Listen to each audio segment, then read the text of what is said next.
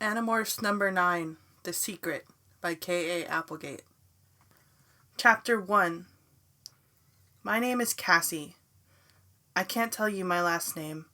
I wish I could. It's kind of a nice last name. And I can't tell you where I live or the true names of my friends. Why? Because the enemy never stops looking for us. The enemy. The Yeerks. They're everywhere. The Yeerks, a parasitic species from a far distant planet. All they are is little gray slugs, really. I've seen them in their natural state. They look like big snails without the shell. You could squash one under your foot and it would be helpless to stop you. But the Yeerks don't live out their lives as slugs. Like I said, they're parasites. See, they enter the head of another species, flatten themselves out, and wrap themselves around the brain. And then they take control. That's what we call a controller. A human who isn't exactly human anymore.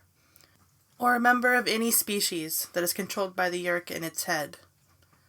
Maybe you think what I've told you sounds crazy.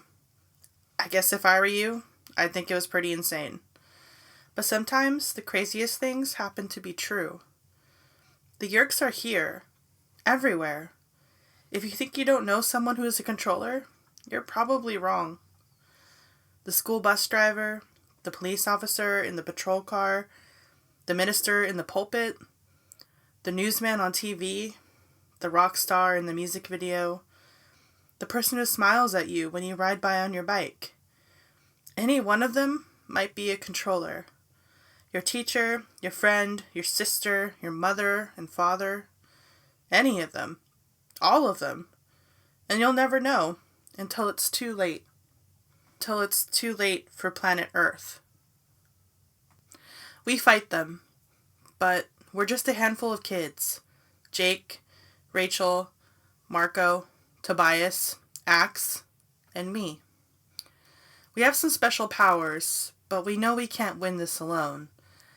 We fight in the hope that someday soon, the Andalites will return and help us. It was an Andalite prince named Elfangor who gave us our powers. He was dying. He was desperate. He wanted to do something to help doomed humanity. He gave us the power to morph, to absorb the DNA of any animal we could touch, to become that animal. So we fight the Yeerks and all their controllers, the human controllers who may once have been our friends and relations. The evil, cannibalistic taxon controllers, those huge centipedes with their open, gnashing mouths and foul smell, and the deadly, dangerous, but formerly good creatures called Hork-Bajir, the enslaved foot soldiers of the Yeerk Empire. And we fight Visser III, leader of the Yeerk invasion of Earth, the only Andalite controller in existence, the only Yeerk who, like us, has the power to morph. The murderer of Elfangor. A killer, a destroyer. The creature who would make slaves of all humans and destroy our planet. Unless someone stops him. Unless we stop him. 5 ordinary kids and a young Andalite we call Axe. Against all the might of the Yeerk Empire. We call ourselves Animorphs. We're only supposed to use our power for fighting the Yeerks, but there are times when it comes in handy for other things. My best friend Rachel and I were at school, in the dark and gloomy science lab.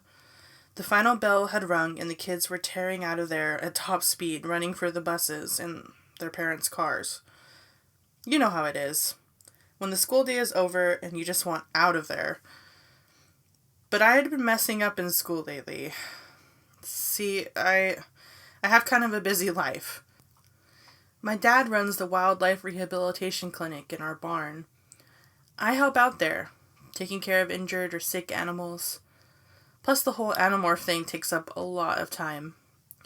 Anyway, I had to do a makeup project for science class. I built a maze for a rat I named Courtney. I mean, I figured an animal project would be easy for me. I've been more animals than a lot of kids have seen. Courtney was supposed to find her way through the cardboard maze to the end, where I had placed some tasty seeds and nuts. Then I would make notes on her progress. How hard could that be? Rachel stared at me. She tapped her foot impatiently. She looked down at her watch. Then she looked up at the clock on the wall. You know, school's been out for 10 minutes, and here I am, still at school. This can't be right. It's unnatural. Why can't she figure out the maze? I wondered out loud. What's the problem? A stupid rat? I mean, maybe you have a not very smart rat. I mean, that could be the subject of your paper. My dumb rat. What is the problem with you? I demanded, ignoring Rachel and talking directly to the rat. I took Courtney from her cage and stuck her in the high-walled maze. Smell the nuts. Smell the nuts and then find your way through the maze. Courtney looked up at me and twitched her nose. That's not an answer, I said. I need this grade. I'm not going to try to explain a D to my parents just because you can't get it together. A D, Rachel echoed. You're looking at a D? No way. Rachel, why do you think I'm here? Because I'm trying to go from an A to an A+? Yes, I'm looking at a D. And I can't bring my parents a D. That would mean weeks of them going, where did we go wrong? We must be failing as parents. We have to spend more time with Cassie, helping her with her homework every night. Rachel shuddered at the absolute horror of that scenario. Hey, Rachel said, morph the rat. Maybe you can see what its problem is. I could do that, I said slowly.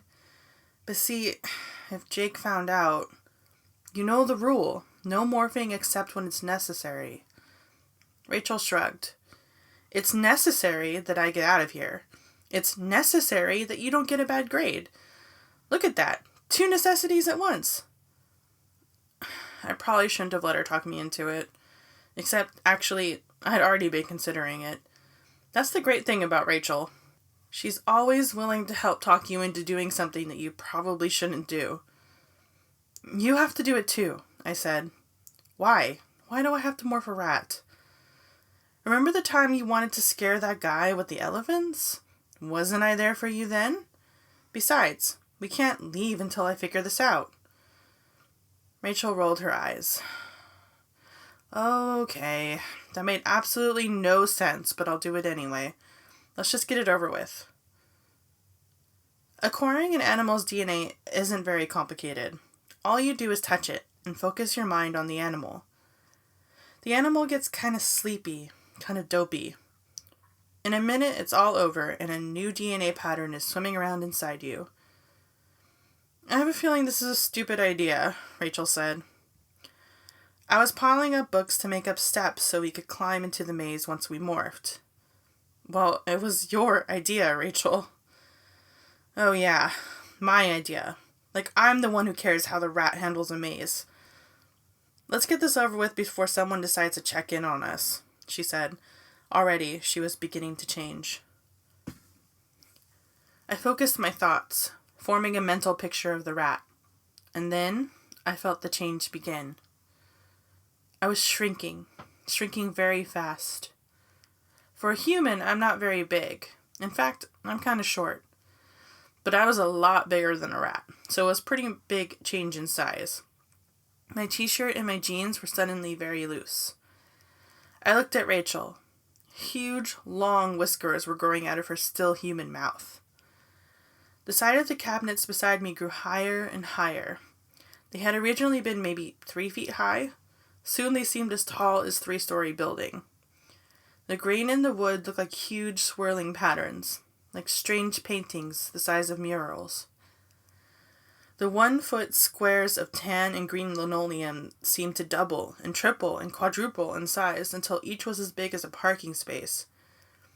As I shrank, my clothes folded and billowed down over me like a collapsed circus tent. My skin turned a sort of pinkish gray, then suddenly sprouted white fur. My legs were shriveling. My arms were shriveling. My face bulged like a zit about to pop. My nose poked way out, farther and farther. My face became pointed. And then the rat's senses replaced my own. On came the ears, like someone had thrown on a switch. On came the nose. And on came the rat's instincts, bubbling up in my human mind and carrying their messages of fear and hunger and more fear. Yikes, Rachel commented. Nervous little things, aren't they? Chapter 2. The rat's eyes weren't any better than my own. In fact, they weren't quite as good. Like lots of animals I've been, the eyes were better at seeing movement than at seeing colors and shapes. Nothing was moving, so my vision was kind of dull. I could see Rachel well enough, though. We were made from the same rat's DNA, so we were basically the same rat. I could see her long, naked pink tail. That tail is the reason people hate rats but think squirrels are cute. That, plus the fact that rats have been known to nibble on humans from time to time. The rat's hearing was excellent, but it was a sense of smell that was really amazing. I twitched my little rat nose and the whole world sent me messages. I smelled the chemicals in the cabinets. I smelled the lingering aromas of hundreds of different kids who had passed through that room that day. I even smelled the seeds and nuts in the maze up on the table. I felt the rat's brain beginning to surge more strongly up beneath my own. The rat's instincts were coming out. Fear. Not the sharp, sudden fear of a human might feel. It was the eternal fear of small animal in a world of great big predators. And the hunger. The hunger of a tiny animal who will spend its entire life, every single minute of its life, searching for its next meal. But there was also the intelligence. When you morph an animal, its instincts come through. You don't get its memories, usually, but you do get its instincts. Its basic abilities are there. This rat was very nervous. It was afraid of being out in the open. It wanted to be next to the wall so that the enemies would have a harder time attacking it. I decided that wasn't a bad instinct. Maybe we should get somewhere safer? I asked Rachel in ThoughtSpeak. Oh yes, definitely, she agreed. The little rat legs powered up and we took off. Not fast really, but it seemed fast because I was so low to the ground. My nose was just 1/4 of an inch above the linoleum. As I walked along, I saw huge walls looming over me, the sides of the lab tables. And I saw sparse forests of trees, actually the legs of chairs.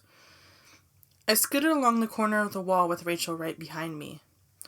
That is not an attractive tail, Rachel said. I mean, I'm a rat and I still think it looks bad.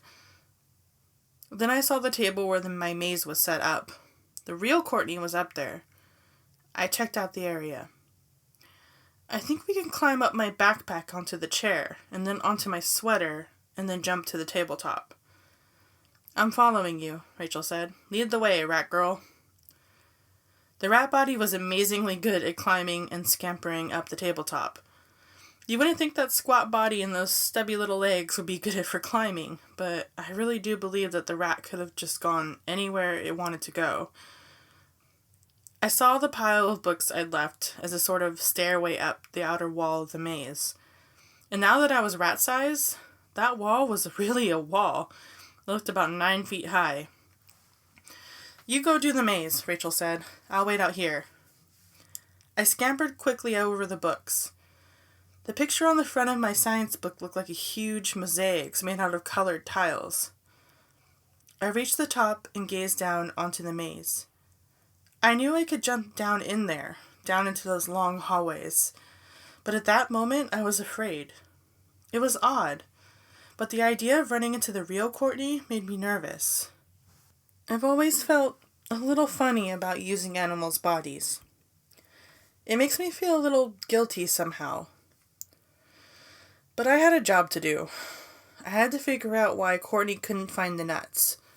She should be able to smell them. Hey, wait a minute. I can't smell them either. Not at all. Can't smell what? Rachel asked. The nuts. I can't smell them. Do I care? It's the whole point, I said. I looked around, puzzled. Then I noticed the breeze. I aimed my rat eyes upward. There, a million miles up, as far away as the moon, was the ceiling fan. If I had lips, I would have smiled. Hey, it's the fan. It's blowing the scent of the nuts away. Great. Now can we get out of here? I was feeling pretty satisfied with my insight when two things happened at once. First, Courtney, the real Courtney, came zooming around the corner of the maze. The second thing was that I heard a loud crash and a roar of laughter, and the rush of approaching footsteps. Courtney froze and stared at me. I stared at her. Then I looked back at Rachel. Rachel was frozen, same as me. Hey, look, rats! An impossibly loud voice shouted. A boy, I was sure of that. I didn't recognize the specific voice, but I recognized the tone. He was looking for trouble. Gross! Another human shouted. Someone should exterminate him. I hate rats. Two of them. Two guys playing around. Two jerks looking for something to break or destroy. Two very big creatures compared to us tiny rats. Sudden shadows, vibrations, huge movements. Wham! The table shook like it was hit by a massive earthquake. Wham! Thud! A shadow moving fast, descending on me. I jumped. Thud! The tabletop jumped from the impact of the boy's hand slamming down near me. I felt the maze being lifted. It tilted wildly up on its side. I could see the entire maze, now a wall instead of a floor. Courtney fell out of the maze onto the table. Now there were three of us trapped on the tabletop. Here, a broom! Bail! Rachel yelled. Run! I cried. Thwack! Something the size of a pine tree slapped the surface of the table. It was the broom handle. The handle swept across the table, coming right at us. A wooden log half my own height. I jumped. Rats don't look like jumpers, but when they have to, they can. Up, over the broom handle, Rachel right beside me. I saw Courtney haul in the other direction. Run, run, run! Rachel and I moved out at top rat speed. The edge of the table! It was like standing on the edge of a 4-story building. It looked like a very, very long way down. Then, a shadow, a disturbance in the airflow. No time to look, no time to think. Ah! We leaped from the edge of the table just as the broom handle slammed down on the very spot we'd been standing. The fall seemed to take forever. It was like skydiving. The linoleum tiles looked like some strange farmlands far beneath me. I hit the floor hard. My legs didn't catch the impact. They were too short. My big, furry belly took the blow, but it knocked the wind out of me. As my mind cleared, I realized the guys were no longer after me and Rachel. They had Courtney in a corner. They were jabbing at her with the broom handle. Oh man, I said. If we survive, Jake is going to kill me for this. I'm tired of running, Rachel said. Let's kick some butt. That, of course, is classic Rachel. We were each about a foot long, counting our tail, so naturally, she thought we should attack some guys the size of Godzilla. But you know what? I was tired of running too. And I couldn't let poor Courtney get killed. She was more than just a science project. Now she was sort of a sister rat. I aimed right for the leg of the nearest guy. It was the size of a redwood, except that this redwood was blue. Baggy blue denim. Are you thinking what I'm thinking? I asked Rachel. I'm with you, she said. We motored our tiny rat feet and shot forward. Faster, faster. As fast as we could go, which happily turned out to be fairly fast. Up the pants leg. I saw a flash of skin above the sock. I went for it. My tiny clawed feet grabbed onto that white gym sock and went straight up. It was like going into a tunnel. The rough denim of the jeans scrapped along the side of my back. The pink flesh curved away beneath me. I dug my claws front and back into the skin and hairs of that huge leg and shot wildly up the back of his leg. Ah! Suddenly, the boy was no longer interested in Courtney. Ah! It's on me! It's on me! Get it off! Get it off me! No! No! Oh! Oh! The other boy screamed as Rachel attacked. Yeah! I cried as the leg was thrown wildly back and forth. I slammed against the denim wall. I was slammed back against the curved pink skin. I scrambled wildly to hold on as the boy screamed and ran and shook his leg like a lunatic. Ah! Ah! Ah! Out of the science lab we tore, out into the hallway with the two guys screaming the whole way. I turned myself around with great difficulty and aimed downward. Out I shot, out of the pants leg into freedom. The last I saw of the two guys, they were running in sheer panic. I never did see Courtney again. I guess she found a place to live in the school walls. At least I figured out why she wouldn't go through the maze. Rachel and I found a safe place to demorph. Then we went to her house and gave her little sister a home perm. Business as usual. Chapter 3. That evening, everyone came over. We usually hook up at the Wildlife Rehabilitation Clinic, also known as my barn. I guess we all get together once or twice a week, more often when there's a mission of some kind. I was surprised when Jake called to say we should get together, because it had only been a couple of days since the last meeting.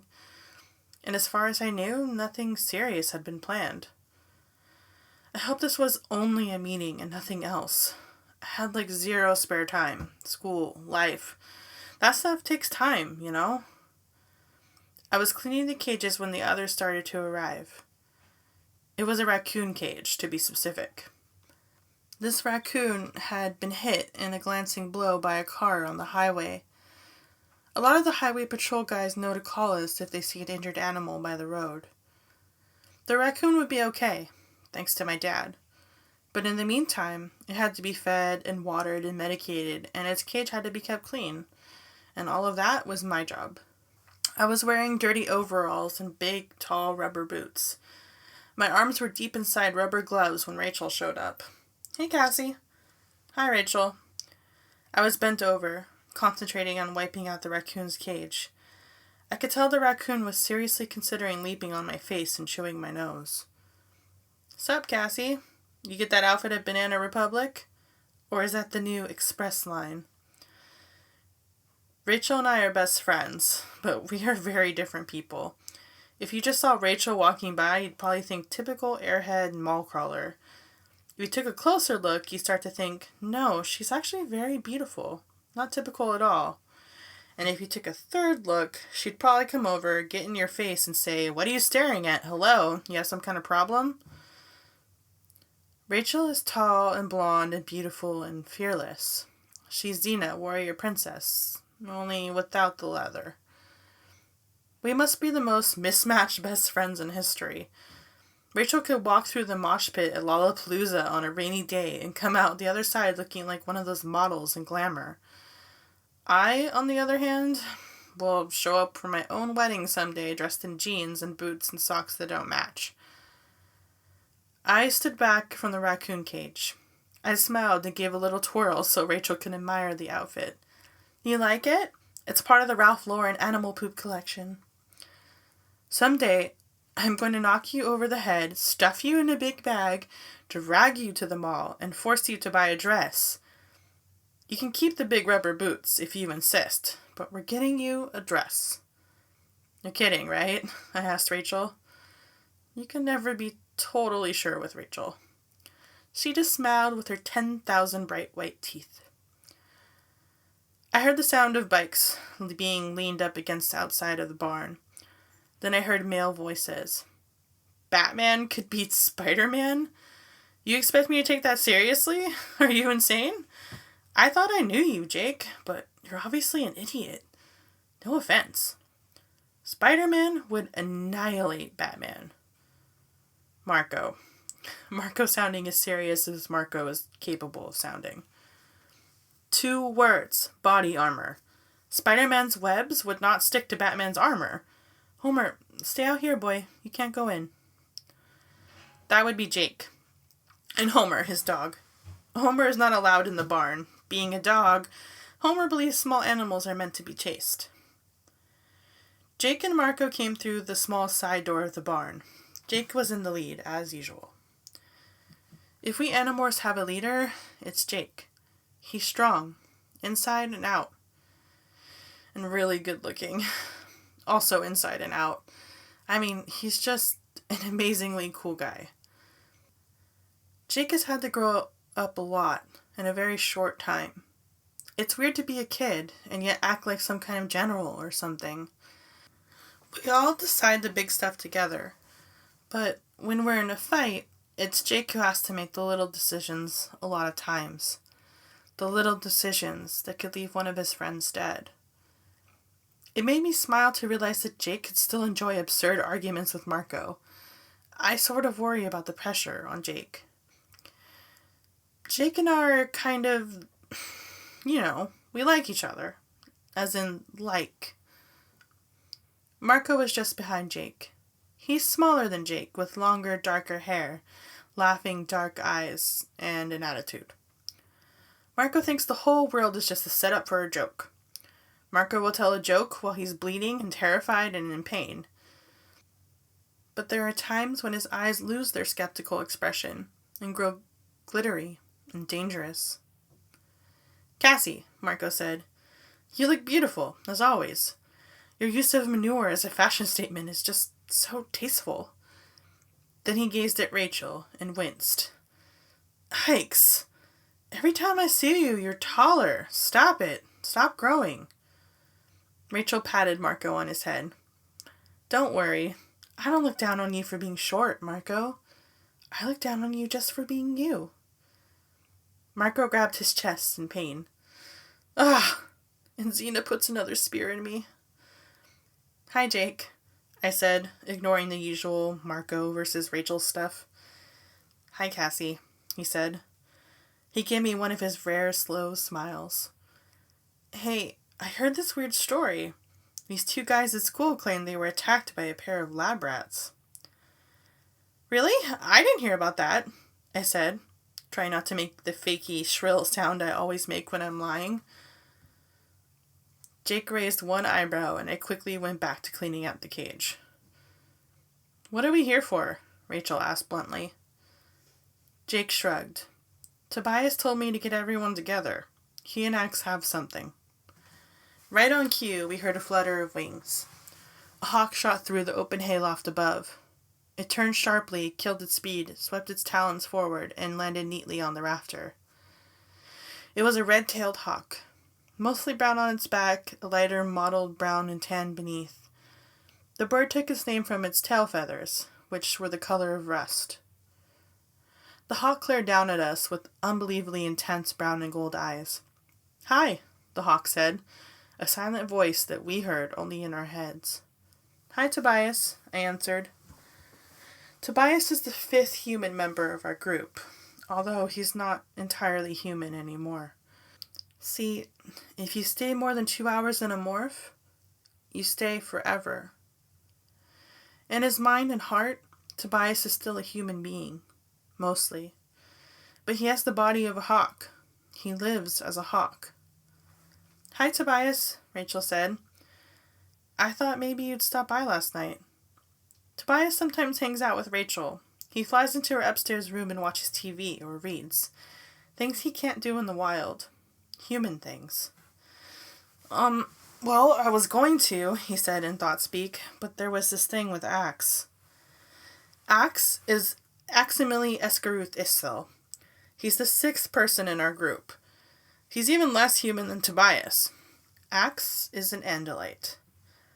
"Speaking of which, is Axe coming?" Jake asked. "No, he's still out keeping an eye on things. Or 4 eyes, actually." "What things?" Marco asked, beginning to sound impatient. Tobias swooped down to be closer.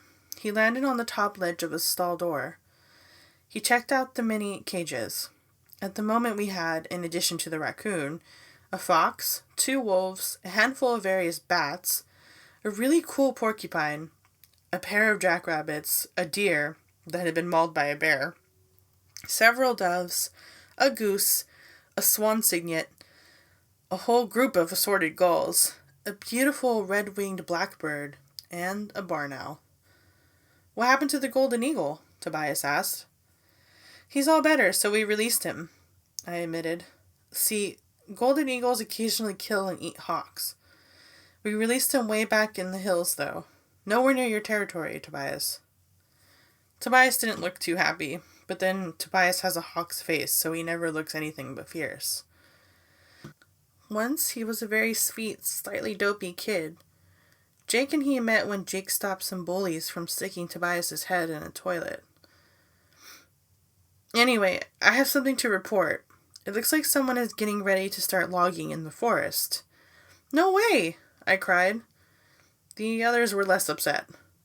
"So what?" Marco asked. "So habitat will be destroyed. So animals will be made homeless. So old growth trees will be chopped down and made plywood," I cried. "That's so what?" Marco frowned. "And I care about this. Why?" I started to answer, but Tobias cut me off. "You don't care, Marco, but you might care about who is doing the logging." "I'm guessing a logging company?" Marco suggested. "Yeah, you're right," Tobias said. "Only this logging company has built a command center deep in the forest. A log building, actually. Like you'd expect, except for one little thing." "What one little thing?" Jake asked. "The building is protected by a force field. A force field that seems to stop anything that gets near.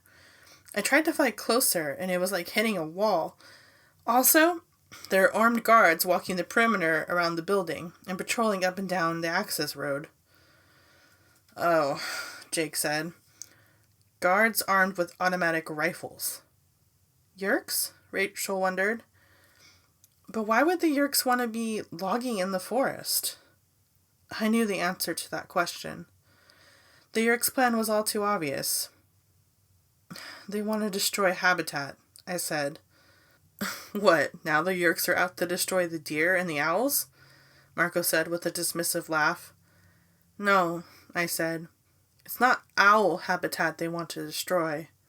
They're after a different species." "Yeah," Tobias agreed.